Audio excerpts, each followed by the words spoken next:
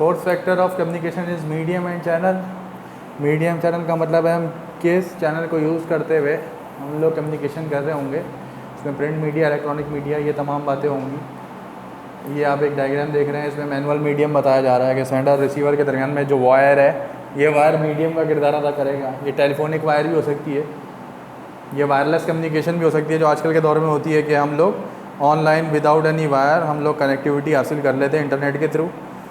Internet अगर ऐसा network है जो बग़ैर वायर के चल रहा है तो फिर वो वायरलेस कम्युनिकेशन हो जाती है। इसके अलावा हम लोग फ़ोन कॉल पे बात कर रहे हैं तो वायर्ड कम्युनिकेशन है, लेकिन फ़ोन कॉल अगर मोबाइल फ़ोन कॉल है तो फिर वो वायरलेस कम्युनिकेशन में आ जाएगा। ये इलेक्ट्रॉनिक कम्युनिकेशन में तमाम चीज़ें आती हैं। The media you choose should be appropriate for the message you are putting across. It could be verbal spoken, non verbal, non spoken और written, memos, reports, letters, posters. It can also be electronic like SMS, fax and email. Medium का सही इंतखाब करना sender के ऊपर ज़िम्मेदारी आती है इस बात की। फॉर एग्ज़ाम्पल एक ऐड है, जॉब ऐड, और रिक्वायरमेंट है किसी स्टाफ की, और उस जॉब ऐड में बताया जा रहा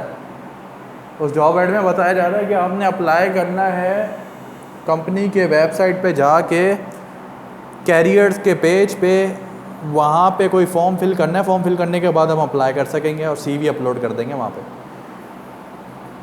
तो इसका मतलब अप्रोप्रिएट मीडियम जो अब कैंडिडेट का होना चाहिए वो होना चाहिए इलेक्ट्रॉनिक मीडियम।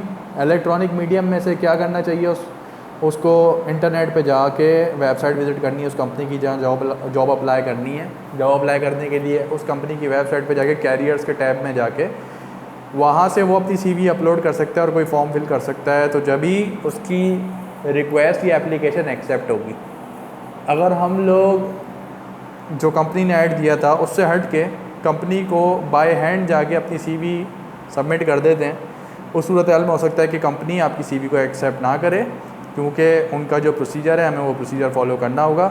तो मीडियम को ये सेंडर की ज़िम्मेदारी है कि मीडियम को सक्सेसफुल बनाए या मीडियम का ऐसा इंतखाब करे जो रिसीवर को देखते हुए हो रहा हो। जैसे कि यहाँ पे हम लोगों ने एग्जांपल ली, तो रिसीवर चाहता है कि ऑनलाइन जाके कंप्यूटर पे इंटरनेट के थ्रू कंपनी की वेबसाइट पे जाके कैरियर्स के टैब में अप्लाई किया जाए।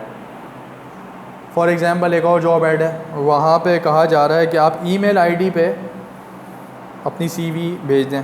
तो सूरत हाल में कंपनी की वेबसाइट पे नहीं जाना है, बल्कि ईमेल आईडी को आप डायरेक्ट ईमेल कर देंगे, जो भी रिक्वायर्ड आईडी दी होगी उस आईडी पे आप ईमेल कर देंगे CV को। तो रिसीवर के हिसाब से हमने मीडियम का इंतखाब कर लिया। तो वर्बल में स्पोकन आ जाता है, नॉन वर्बल में नॉन स्पोकन यानी कि अदर सिंपल्स। इसके अलावा रिटन में मेमोज, रिपोर्ट्स। अब ये मेमोज, रिपोर्ट्स, लेटर्स ये प्रिंट मीडिया हो सकता है या इलेक्ट्रॉनिक मीडिया, SMS, फैक्स या ईमेल। प्रिंट मीडिया का फ़ायदा ये होता है कि एक ऑथेंटिसिटी ज़्यादा हो जाती है उसकी, लेटर की रिसीविंग लेना, ये प्रिंट मीडिया का फ़ायदा। जबकि ईमेल या इलेक्ट्रॉनिक मीडिया इसकी ऑथेंटिसिटी थोड़ी सी कम हो सकती है कि कब आपकी एप्लीकेशन सिस्टम में सेव हुई या नहीं हुई। अब ये मैनिपुलेशन हो सकती है रिसीवर के पार्ट पे। रिसीवर चाहे तो आपकी एप्लीकेशन को अनरेडी छोड़ सकता है, रिसीवर चाहे तो टाइमली आपकी एप्लीकेशन को एक्सेप्ट कर सकता है। उनके सिस्टम में फ़्लॉ तो नहीं आ गया। तो ये तमाम चीज़ें जो हैं ये डिपेंड करती हैं मीडियम पे। If your message requires an immediate answer और urgent reply, the oral channel may be the better choice, but if the message contains complicated details and figures and formal in the nature, a written communication is necessary. अगर आपको फौरी जवाब चाहिए किसी भी बात का, तो आप फ़ोन कॉल करके या फ़ेस टू फेस मीटिंग करके या कन्वर्सेशन करके फ़ौरन ही अपनी बात का जवाब हासिल कर सकते हैं। और बिज़नेस में इसके थ्रू हम लोग जल्दी ऑब्जेक्टिव्स मीट कर सकते हैं। लेकिन ये ओरल कम्युनिकेशन कहीं सूरतों में हो जाती है, कहीं सूरतों में ओरल के बजाय रिटन कम्युनिकेशन उनमें हमें ऑप्ट करनी पड़ती है। रिटन कम्युनिकेशन में ज़्यादा बेहतर होता है, ऑथेंटिसिटी बढ़ जाती है, लिखा हुआ जो मैटर होता है उस पर सिग्नेचर भी किसी ना किसी के होते हैं। तो ओरल कम्युनिकेशन में अगर कोई बात कहेगा उसके बाद वो बात पे अपने कायम ना रहे तो हमारे पास उसका कोई ना कोई रिकॉर्ड नहीं होता। जबकि रिटन कम्युनिकेशन में हमारे पास कुछ ना कुछ रिकॉर्ड मौजूद होता है कि हमारे पास कौन सा लेटर किस वक्त रिसीव हुआ है। तो रिकॉर्ड ट्रैक करना रिटन कम्युनिकेशन का ज़्यादा आसान है, ओरल कम्युनिकेशन का रिकॉर्ड ट्रैक करना आसान नहीं है। कुछ फ़वाइद भी हैं और कुछ नुकसान हैं, दोनों अलग अलग मीडियम्स के।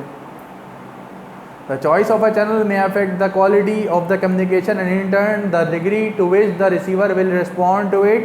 Therefore, you must decide which channel will be most effective in accomplishing your purpose. It includes TV, radio, internet, computer, mobile phone and written forms of communication. तो प्रिंट मीडिया भी हो सकता है और इलेक्ट्रॉनिक मीडिया भी हो सकता है। इलेक्ट्रॉनिक मीडिया के ऊपर हम लोग एक अलग चैप्टर भी पढ़ेंगे आगे जाके, जिसमें फ़वाइद बताए जाएंगे, क्योंकि आजकल के दौर में इलेक्ट्रॉनिक मीडिया की काफ़ी ज़्यादा अहमियत है। A good businessman must consider that the medium must be economical, यानी कि लेस एक्सपेंसिव होना चाहिए, बहुत ज़्यादा हम खर्चा ना कर रहे हो, अच्छा मीडियम हो, उसकी क्वालिटी बेहतर हो लेकिन उसकी कॉस्ट कम हो। ऐसा ना हो कि हम अपने मीडियम पे बहुत ज़्यादा खर्चा कर रहे हो। Internal communication consist of sending messages inside your organisation includes memos, reports, job description etcetera, and external communication consist of sending messages outside your organisation, letters, reports, newsletters या न्यूज़ रिलीजेस। तो internal और external में हम लोग किस किस तरीके से मीडियम का इंतखाब कर रहे होते हैं इसके बारे में बताया जा रहा है। और वही बात जो हम लोगों ने पिछले लेक्चर में सोची थी, समझी थी कि इंटरनल कम्युनिकेशन थोड़ा आसान है क्योंकि इसकी फ्रीक्वेंसी ज़्यादा है। हम लोग ऐसे लोगों से बात कर रहे होते हैं जिनको हम रोज़मर्रा की बुनियादों पे जानते हैं, जिनसे इंटरेक्शन होता है। एक्सटर्नल कम्युनिकेशन क्योंकि हम आउटसाइड द ऑर्गेनाइजेशन जा रहे होते हैं तो हमारे पास अपनी ऑर्गेनाइजेशन को रिप्रेजेंट करने के लिए बहुत बड़ी जिम्मेदारी आ जाती है, तो हमें उस जिम्मेदारी पे कायम रहना होता है। अपनी ऑर्गेनाइजेशन को भी सर्व करना है, अपने आप को भी बेहतर सर्व करना है, दूसरों के सामने रिप्रेजेंट अच्छा करना है। तो अच्छा बिजनेसमैन हमेशा ये चाहेगा कि कॉस्ट इफेक्टिव या इकोनॉमिकल मीडियम होना चाहिए उसका, और जो मीडियम है वो क्वालिटेटिवली भी अच्छा होना चाहिए। ऐसा नहीं हो कि हम बिल्कुल ही कॉस्ट कटिंग पे चले जाएं और मीडियम का ऐसा इंतखाब करें, मतलब प्रिंटिंग इस तरीके की कि वो प्रिंटिंग जो है उसकी क्वालिटी कुछ और समझ आ रही है, देखने में अच्छी नहीं लग रही हो, सिर्फ कॉस्ट बचाने के चक्कर में। तो एक बैलेंस मेंटेन करना पड़ेगा कि हमें कॉस्ट भी कम लगे और हमारा मीडियम भी बेहतर हो। तो अच्छा बिजनेसमैन एक बैलेंस बना लेता है। For example, in oral communication one can afford to be a little informal, but when using the written mode all rules of communication needs to be observed. Oral communication में हम अगर अपने superior से मुखातिब है तो डियर सर वगैरह नहीं कहेंगे, हम डायरेक्ट टू द पॉइंट बात करेंगे और थोड़ा सा इनफॉर्मली भी बात कर सकते हैं। जबकि रिटन कम्युनिकेशन में हमें सैल्यूटेशन ज़रूर देना, हमें डियर सर ज़रूर कहना है, क्योंकि रिटन कम्युनिकेशन बहुत ज़्यादा फॉर्मल होती है ओरल के मुकाबले में। ओरल कम्युनिकेशन में नॉर्म्स इतने ज़्यादा इस्तेमाल उस तरीके के नहीं होते जैसे रिटन कम्युनिकेशन में बहुत ज़्यादा रूल्स का ख्याल करना पड़ता है।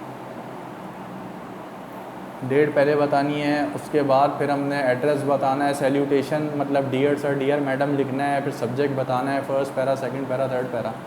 जबकि ओरल कम्युनिकेशन में ये तमाम बातें करने की ज़रूरत नहीं है। तो ओरल कम्युनिकेशन में हम टू द पॉइंट ज़्यादा बात कर रहे होते हैं।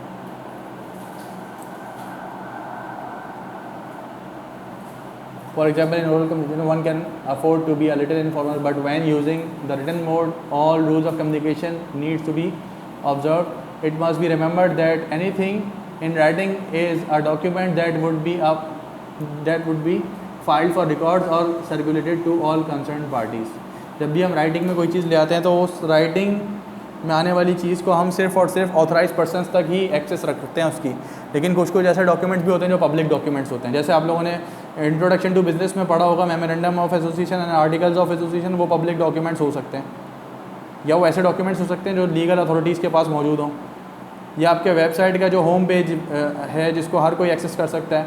तो ये तमाम चीज़ें पब्लिक डॉक्यूमेंट बन जाते हैं। जब पब्लिक डॉक्यूमेंट बन जाते हैं तो इसको कोई भी देख सकता है, एक्सेस कर सकता है।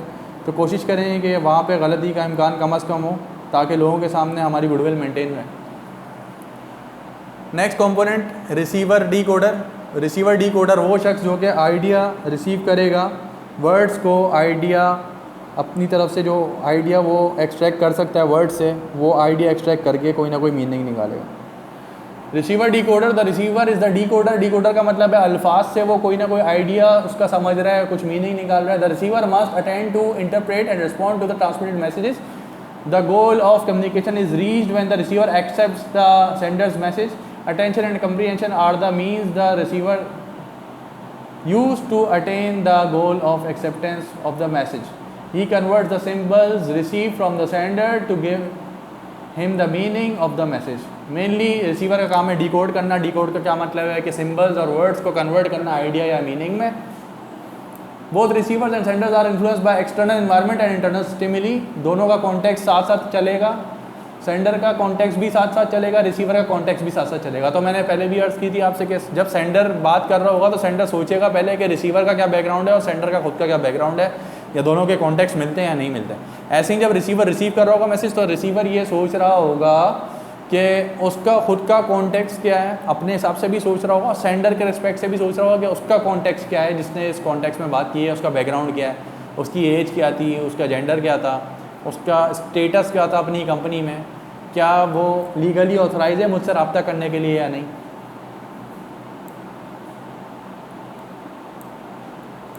They receive messages through eyes and ears and decode according to their experience and perception. Eyes और ears से हम लोग रिसीव करते हैं मैसेजेस. आइज़ से हम रिसीव करते हैं मैसेजेस वर्बल और नॉन वर्बल. वर्बल में ओरल कम्युनिकेशन, नॉन वर्बल में कुछ सिग्नल्स होते हैं जैसे कि हैंड मूवमेंट, जैसे कि खड़े होने का अंदाज़, बात करने का अंदाज़, ये तमाम चीज़ें. ईयर्स के थ्रू हम साउंड्स या वॉइस को कैप्चर कर रहे होते हैं. आइज़ के थ्रू हम लोग विजन को कैप्चर कर रहे होते हैं. Decode according to their experience and perception. और वो अब जो भी सिंबल्स हमें मिल रहे होते हैं उसको हम रिसीव करने के बाद एक मीनिंग जनरेट करते हैं. मीनिंग जनरेट करने के लिए हमारे पास जो डेटा होगा उस डेटा में हमारा काफ़ी कुछ इनपुट आ रहा होगा. वो इनपुट आ रहा होगा through visuals and through audios. तो विजुअल्स और ऑडियोज़ को मिलाने के बाद इख्तिताम में जो रिसीवर होंगे वो कोई ना कोई मीनिंग निकाल रहे होंगे. तो जब भी सेंडर कोई मैसेज भेजे तो वो ये चाहेगा कि दोनों ऑडियोज़ और वीडियोज़ दोनों का कॉम्बिनेशन ऐसा हो जाए कि मीनिंग बेहतर बन जाए और वही मीनिंग हो. मीनिंग ऐसा ना बन जाए कि ऑडियोज़ कुछ और बात आगे ट्रांसमिट कर रही हैं और वीडियोज़ कुछ और बात आगे ट्रांसमिट कर रही हैं. तो इसका मतलब ये कि सेंडर को चाहिए कि इसमें कम से कम गलती की गुंजाइश रखें. Sometimes the problem in receiving message is that all of us do not have identical experience with the subject or the symbol or a sender uses. Attitudes, abilities, opinion, communication skills and cultural customs vary. Hence misinterpretation occur. Personal biases intervene as each receiver through his receptor mechanism. Receptor mechanism वही उसका eyes और ears का mechanism और उसको सोचने का अंदाज perceives the intended meaning of the sender's ideas. अब जब रिसीवर रिसीव कर लेगा मैसेज तो क्योंकि उसके कस्टम्स चेंज होंगे, उसके कल्चर्स चेंज होंगे, उसका रिलीजन चेंज हो सकता है, उसके पास एक्सपीरियंस कम भी हो सकता है, ज़्यादा भी हो सकता है. तो वो बिल्कुल उस तरीके से सेंडर नहीं बात समझ पाएगा. सेंडर की बात बिल्कुल उस तरीके से नहीं समझ पाएगा जिस तरीके से सेंडर समझाना चाह रहा था. तो फ़र्क आ जाता है. ये फ़र्क इस वजह से आ जाता है कि क्योंकि कॉन्टेक्स्ट अलग है, सेंडर का अलग है और रिसीवर का अलग है. रिसीवर का कॉन्टेक्स्ट जो है वो बिल्कुल सेंडर के इक्वलेंट नहीं हो सकता, ये बात तय है. भले से एक फैमिली बैकग्राउंड के हों, एक एज के हों, या तो वो लोग एक ही एजुकेशनल बैकग्राउंड के हों, फिर भी कहीं ना कहीं डिफरेंसेस आते जाते हैं. वो डिफरेंसेस कैसे आते हैं? वो समझने के अंदाज से डिफरेंसेस आ सकते हैं. सोचने का हर एक का अलग एंगल होता है, उससे भी डिफरेंसेस आ जाते हैं. तो ये तमाम डिफरेंसेस ज़रूर रहते हैं, लेकिन इन दी एंड रिसीवर को चाहिए कि वो सेंडर की बात को उस तरीके से समझना चाहे जैसे कि सेंडर भेजना चाह रहा है अपनी बात को, या जो मैसेज उसने भेजा है. तो रिसीवर को चाहिए कि सेंडर को समझते हुए कोशिश करे कि परसीव करे चीज़ें, तो सूरत हाल आसान होगी. तो दोनों पार्टीज़ को एक दूसरे का ख्याल करना है तो कम्युनिकेशन बेहतर हो सकती है. दोनों पार्टीज़ में से कोई एक भी पार्टी गलती करेगी तो अगली पार्टी का एरर भी उसकी वजह से हो सकता है. तो डिपेंड करती है कम्युनिकेशन सेंडर पे भी और रिसीवर पे भी. लास्ट हेडिंग फीडबैक या last component of business communication process, feedback दो तरीके के, पॉजिटिव फीडबैक या negative feedback. Feedback is the final step of communication process which ensures that the receiver has received the message and understood in the same senses as sender means it. In most of the communications we expect responses to our sent messages which may be a request for further clarification or an undesirable decision or a detailed helpful report. If the receiver incorrectly perceived our message, we have miscommunicated. In face-to-face conversation, feedback is easily perceived. बेहतरीन feedback वो होगा जो sender जिस तरीके से बात समझाना चाह रहा है उसके करीब करीब बात रिसीवर तक समझ में आ जाए।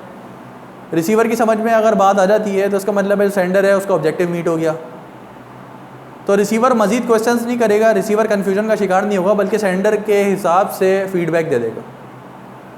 और अगर रिसीवर कन्फ्यूजन का शिकार हो जाता है और रिसीवर सोचता है कि यार मुझे बात समझ नहीं आई सेंडर की, या कोई वर्ड समझ नहीं आया, या सेंडर की अप्रोच मुझे समझ नहीं आई है, और वो फर्दर क्वेश्चन अगर भेज देगा तो कम्युनिकेशन डिले हो जाएगी। कम्युनिकेशन डिले इसलिए हो जाएगी कि उसने पॉजिटिव फीडबैक के बजाय फ़िलहाल एक क्वेश्चन मार्क भेज दिया। क्वेश्चन मार्क का मतलब नेगेटिव फीडबैक भेज दिया। सेंडर अब मज़ीद क्लैरिफाई करेगा, फीडबैक आने के बाद अपने पुराने मैसेज को मज़ीद प्योरीफाई करके भेजेगा अपने रिसीवर के पास, फिर रिसीवर उसको एक्सेप्ट करेगा। तो इसमें थोड़ा सा टाइम गैप बढ़ जाता है। तो फर्स्ट गो में कोशिश करें कि हम इतना बेहतर मैसेज ड्राफ्ट करें या इतना बेहतर मैसेज कन्वे करें कि रिसीवर आपके हिसाब से मैसेज को समझ जाए, और अगर वो आपके हिसाब से मैसेज को समझ जाएगा तो वो पॉजिटिव फीडबैक देगा, और अगर कोई सी भी कन्फ्यूजन क्रिएट होती है या वो आपकी बात नहीं मानता तो वो नेगेटिव फीडबैक दे रहा होगा। फेस टू फेस कन्वर्सेशन में फ़ीडबैक निकलवाना इंतहाई आसान होता है। वो इसलिए कि फ़ेस टू फेस कन्वर्सेशन में दोनों लोग आमने सामने होते हैं, स्पीकर और लिसनर। तो स्पीकर के एक्ट्स फ़ौरन लिसनर या व्यूअर देख भी रहा होता है, समझ भी रहा होता है, और उसके अल्फाज को भी समझ रहा होता है। तो ईयर्स और आइज़ के थ्रू वो कंसीव कर लेता है मैसेज फौरी। अच्छा, मैसेज मिलने के बाद दो तरीके से वो जवाब दे सकता है, या तो सिर्फ उसके फेशियल एक्सप्रेशंस बता रहे होंगे कि वो मैसेज किस तरीके से समझ रहा है, सोच रहा है, या तो वो रिप्लाई देगा, अपनी बारी आने पे बताएगा पॉजिटिवली या नेगेटिवली फीडबैक। इसका मतलब फ़ेस टू फेस कम्युनिकेशन में देखा जाए तो वर्बली भी रिप्लाईज आ रहे होते हैं या फीडबैक्स आ रहे होते हैं, और नॉन वर्बली भी फीडबैक्स आ रहे होते हैं, एक्सप्रेशंस के थ्रू, बिहेवियर्स के थ्रू। काइंड्स दो हैं, पॉजिटिव फीडबैक या नेगेटिव फीडबैक। द सक्सेस और failure of communication is indicated by the feedback we get. There are two kinds of feedback. Success उस सूरत हाल में जब पॉजिटिव फीडबैक है, और फेलियर उस सूरत हाल में जब नेगेटिव फीडबैक है। Positive feedback confirms the sender that the intended affect of the message was achieved. Positive feedback tells the sender that everything is going to the desired way. जिस तरीके से सेंडर चाह रहा था बिल्कुल उसी तरीके से अगर रिस्पॉन्स आ जाए तो ये पॉजिटिव फीडबैक कहलाएगा। और नेगेटिव फीडबैक जिस तरीके से सेंडर चाह रहा था उसके बरखिलाफ अगर कोई रिस्पॉन्स आ रहा है तो वो नेगेटिव फीडबैक कहलाएगा। Negative feedback informs the sender that the intended effect of the message was not achieved as shown in the figure. Page 14 पे आपके पास एक फिगर है, उस फिगर को देखते हुए आप समझ सकते हैं कि अगर रिसीवर कन्फ्यूजन का शिकार था तो उसके पास एक क्वेश्चन मार्क अराइज हुआ और उसने फीडबैक दिया कंफ्यूज्ड फीडबैक। कंफ्यूज्ड फीडबैक अगर आ रहा है तो सेंडर को उसको दोबारा रिफ्रेश करना पड़ेगा, दोबारा मैसेज भेजना पड़ेगा। तो रिसीवर हो सकता है फिर अगली अटैम्प्ट में आपकी बात समझ जाए। तो पॉजिटिव फीडबैक और नेगेटिव फीडबैक इस तरीके से हो सकते हैं। Feedback is a key component in the communication process because it allows the sender to evaluate the effectiveness of the message. Feedback ultimately provides an opportunity for the sender to take corrective action to clarify a misunderstood message. Feedback में अगर negative feedback आ रहा है तो positive feedback बनाने के लिए आपको next attempt बेहतर करना पड़ेगी। कंक्लूजन में बताया जा रहा है कि आप हर प्रोसेस को ठीक तरीके से अप्लाई करें और बैरियर्स ना आने दें। प्रोसेस के एक एक कंपोनेंट पे मेहनत करेंगे तो आपकी कम्युनिकेशन इफेक्टिव हो जाएगी। ये जो मुकम्मल क्वेश्चन है अगर इसकी वेटेज आएगी तो 20 मार्क्स के करीब आ सकती है, और अगर पूछा जाएगा इसमें से कुछ पार्ट्स के हिसाब से या कंपोनेंट्स के हिसाब से तो आप डायरेक्टली उन कंपोनेंट्स को एड्रेस कर लेंगे और तमाम टेक्स्ट इसमें बयान नहीं करेंगे। कोशिश करेंगे कि 1 से 2 हमें बेहतर डायग्राम्स हम डिस्क्राइब कर सकें या अपने जो सॉल्यूशन है वहाँ पे बता सकें, ताकि आपकी जो प्रेजेंटेशन है वो बेहतर रहे और एग्जामिनर के लिए भी आसानी रहे। तो ये टॉपिक दोनों तरीके से पूछा जा सकता है, 20 मार्क्स के लिए भी और 10 मार्क्स या 7-8 मार्क्स के लिए भी। तो फुल फ्लैश क्वेश्चन भी आ सकते हैं और इसके पोर्शंस भी आ सकते हैं। तो इस क्लास में हम लोगों ने कवर किया फैक्टर्स ऑफ कम्युनिकेशन।